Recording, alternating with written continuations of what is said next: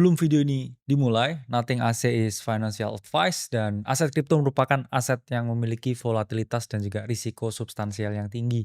Teman-teman harus pahami ya bahwa transaksi kripto apapun itu memiliki risiko yang cukup gede. Dan kalau kita ngomongin skill dan juga disiplin, oke, di sini kita ngomongin ya bahwa memang trader itu harus punya risiko ya. Jadi kalau kita ngomongin skill dan disiplin, ya, trader itu harus memiliki strategi dan juga bisa mengelola risiko. Karena banyak teman-teman ini merasa bahwa oke, saya punya trading strategi yang oke, ya win rate-nya misalkan di atas 50%.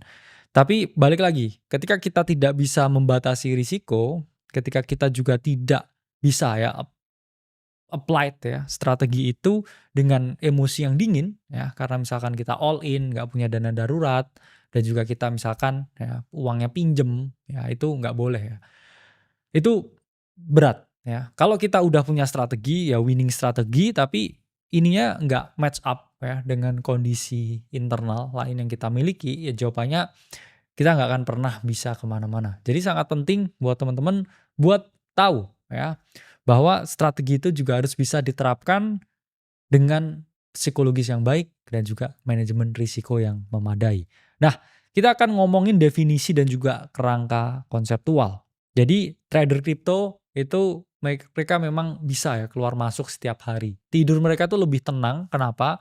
No emotional attach ya apalagi ada ya orang yang stylenya itu mostly itu liquid ya mostly USDT pagi nge-trade malam nge-trade tidur posisinya udah nggak kebuka terus dia udah selesai ya selesai dengan hari itu dia nggak peduli besok itu naik atau turun tidurnya memang lebih enak cuman besoknya seringkali ya dia itu kehilangan kesempatan ketika lah besok ternyata udah di close malam besok pagi kamu lihat wah profitnya harusnya bisa double lagi nih ya terus kamu akhirnya FOMO kamu biasanya revenge, kamu short the market ya berharap turun, masih naik lagi, kamu terus akhirnya FOMO buy di top terus drop ya.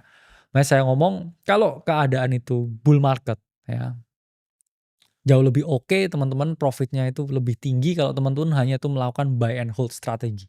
Jadi nggak ngapa-ngapain, lihat ya atau yang paling oke ya itu adalah di tengah-tengahnya antara trading dan juga investing itu adalah swing trading ya. Teman-teman bisa beli suatu aset di spot market ya untuk tunggu 2 sampai 3 bulan dan ketika dia udah bergerak ya bisa juga lebih kecil time frame-nya 2-3 minggu dan ketika dia udah bergerak sesuai yang kita inginkan kita bisa merealisasikan keuntungan. Terus kita melakukan yang namanya take profit.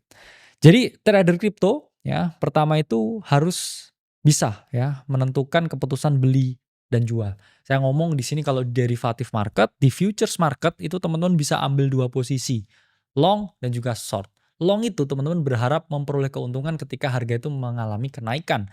Yang mana ketika bull market ya itu orang long only strategi itu selalu menang dan itu kan strategi yang kita terapkan pribadi selama bull market kali ini kita follow the trend ya kita follow the narrative dan kita positioning dengan naratif dan juga tren yang ada.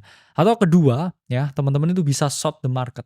Dan ketika bull market seperti ini orang yang ambil the short side itu adalah seorang kontrarian. Kenapa? Karena marketnya naik terus dan dia berharap marketnya itu turun. Ketika kamu ambil posisi short selling, kamu itu bertaruh dan juga berharap market ini mengalami penurunan. Dan ketika market itu mengalami penurunan, kamu itu memperoleh yang namanya keuntungan. Dan itu jarang terjadi.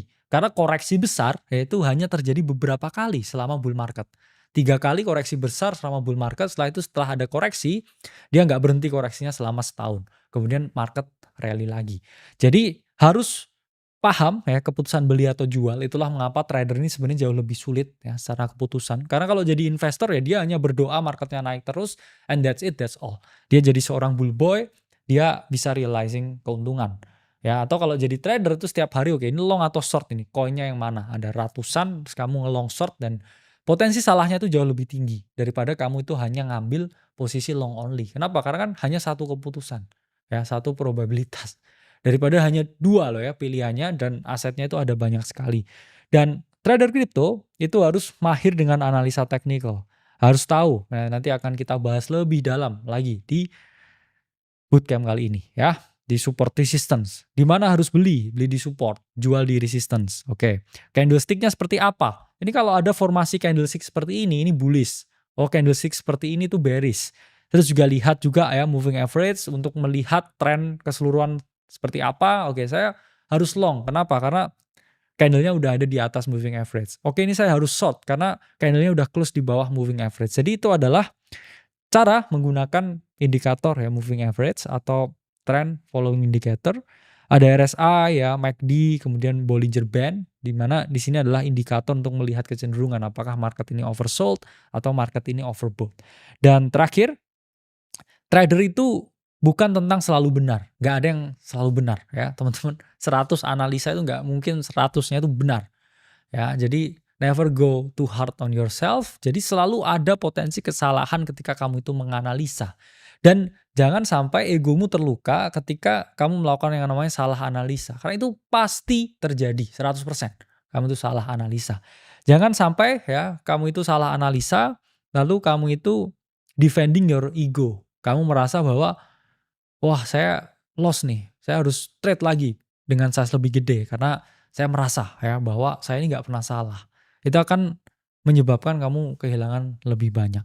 Jadi harus ya menjaga kerugian kecil ya, cut loss yang disiplin. Kemudian ketika profit dan juga ketika market itu bergerak sesuai dengan arah yang kita mau, ya kita bisa ya harusnya hold the profit as long as possible. Jadi kita perhatikan, kita juga bisa memakai yang namanya trailing stop. Ya, apa itu trailing stop? Jadi ketika harga dari suatu aset itu naik di atas entry, ya beberapa puluh persen, kita bisa menaikkan stop loss-nya ke atas entry. Jadi ketika market itu berbalik arah, teman-teman tuh nggak kehilangan uang ya, atau ke stop loss.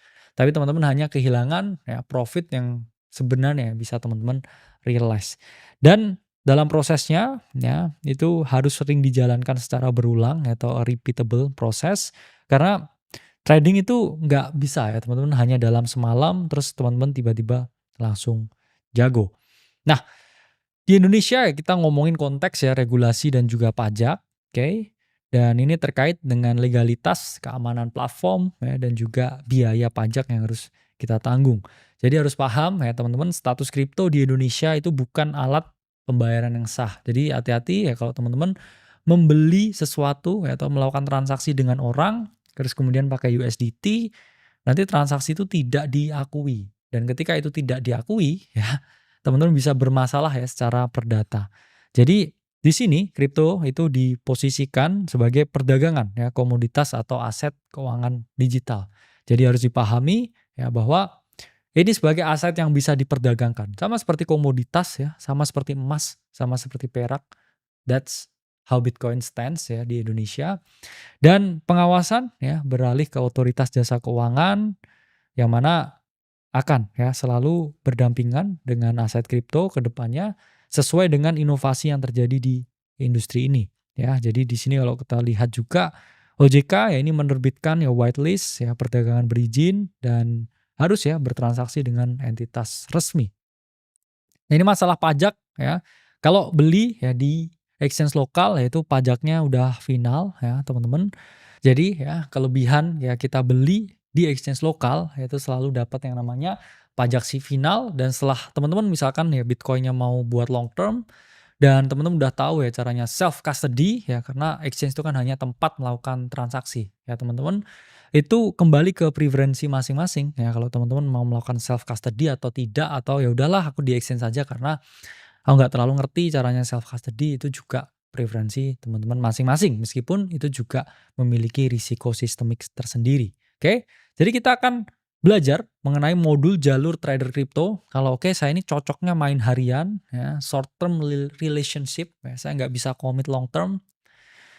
Nggak apa-apa ya, orang beda-beda ya. Terus ya udah ya, saya mau jadi trader kripto. Nah, di sini harus dipahami ya bahwa psikologi itu bermain sangat besar ya dan teman-teman harus memiliki pengendalian risiko yang tinggi ya dan juga mengevaluasi strateginya over time ya ini udah works atau enggak dan lain sebagainya ya apalagi sekarang udah ada algo ya ada ChatGPT kita bisa ya dapat banyak enlightenment ya pencerahan dari sana dan kita ngomongin dulu ya kelebihan dan juga kekurangan. Pertama kelebihan ya volatilitas jangka pendek itu selalu ada.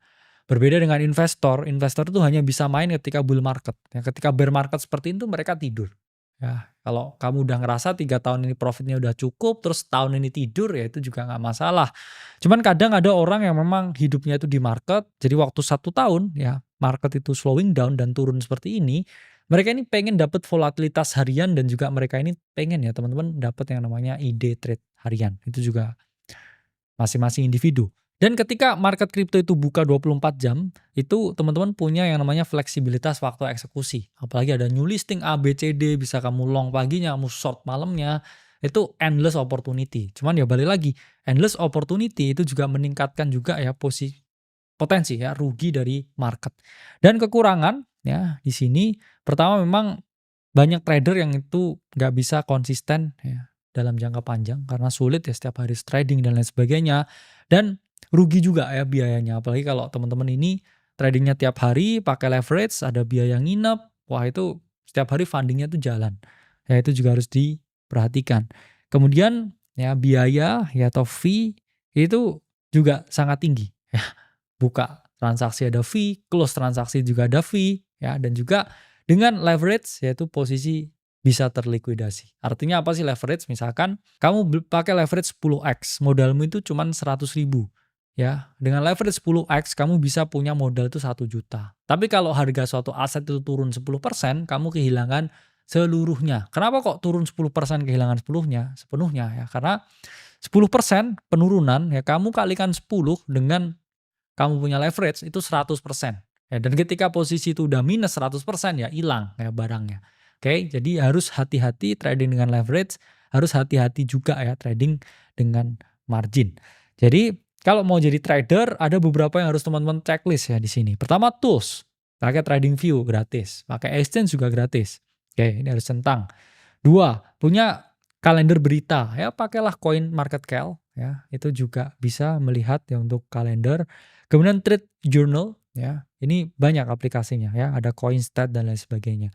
Kemudian risk management, pertama risiko per trade minimal 1-2%. Punya modal 100 juta setiap kali trade ya 1-2 juta ya kalau ke cut loss. Jangan modal 100 juta sekali cut loss 50 juta ya, 2 kali salah hilang semua duitnya. Oke. Stop loss dan take profit itu wajib untuk trader ketika posisi itu berbalik arah melawan dia ya, harapannya dia tuh nggak kehilangan modal yang dia miliki. Beda cerita ya kalau investor itu nggak apa-apa nggak pakai stop loss. Terus saya kalau mau beli altcoin tapi saya investor gimana ya 2-5% dari kamu punya alokasi.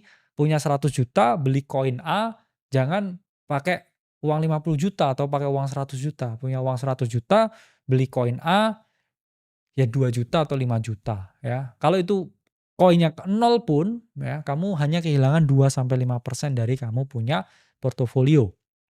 Lalu dicentang juga ya risk to reward minimal 1/2 atau 1/3. Artinya apa? Kalau kamu merisikokan satu ya ke cut loss sekali 1 juta, seenggaknya ya kalau kamu tuh bener, kamu tuh dapat 2 juta atau 3 juta. Jangan kebalik. Kamu merisikokan 1 juta untuk dapat 500.000. Ya itu kan risk to reward-nya itu kebalik, itu 1/0,5.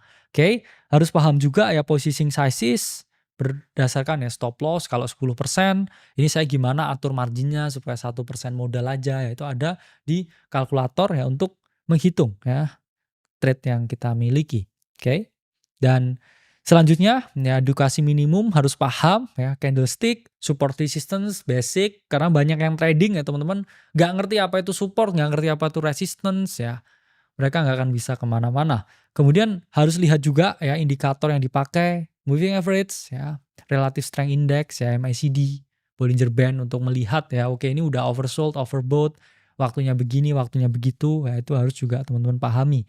Dan kuasai juga ya manajemen risiko. Kenapa? Karena balik ke sini tadi, ke risk management. Kalau teman-teman nggak melakukan itu semua dan ini semua diabaikan, ya siap-siap teman-teman tuh akan merugi. Oke?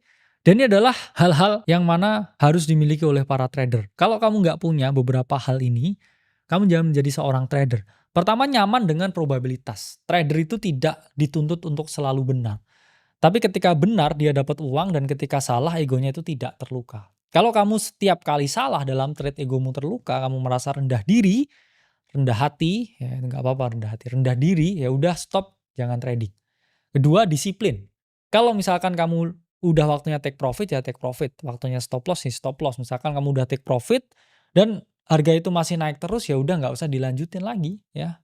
Jangan kamu mengganti-ganti plan-nya dan tidak disiplin, oke, lalu kamu kehilangan lebih banyak dari seharusnya, itu juga nggak boleh. Selanjutnya ya kontrol diri itu penting, jangan revenge trading 1-2% kalah ya udah ya. Jangan 1-2% kalah full margin, revenge trading hilang semuanya dan ya susah balikin duitnya ya. Terus kemudian fokus evaluasi ya, jangan fokus pada emosi, jangan justifikasi setiap kamu salah. Salah itu selalu ada alasan dan kadangkala ya memang waktunya salah. Dan ketika kamu salah jangan berpikir, "Oh, kamu kok rendah sekali." Kamu pasti salah di market ya. Itu tinggal nunggu kapan waktunya. Oke. Dan kita akan ngomong ya strategi trader terkait dengan time frame. Ada yang suka scalping ya, buka tutup posisi dalam hitungan puluhan menit atau jam. Ada yang suka day trading, buka paginya, malamnya di close, nunggu 8 jam. It's fine. Ada yang suka time frame lama ya, swing trading, beli sekarang, jual 2 minggu lagi ya. Atau misalkan short posisi ya sekarang, close 3 bulan lagi. Itu positioning ya dalam swing trading. Dan trading rules ya saya udah bilang ngomong tadi 1-2% ya, dan juga position sizing ya diukur ya. Kalau stop loss 10% gimana itu biar tetap 1% dari modal kita. Dan tetap pakai risk to reward 1/2, 1/3 ya, 1/5, 1/7. Jarang sekali ya bisa didapatkan.